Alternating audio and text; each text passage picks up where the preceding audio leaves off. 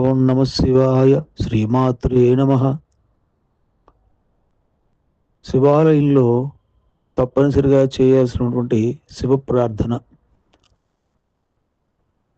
ఈశ్వరం శరణం యామి క్రోధ మోహాది పీడిత అనాథం పతితం దీనం పాహి మాం పరమేశ్వర.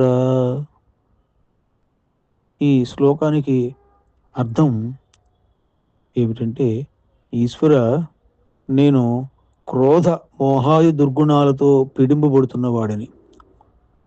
నీవు తప్ప వేరే దిక్కులేని వాడిని.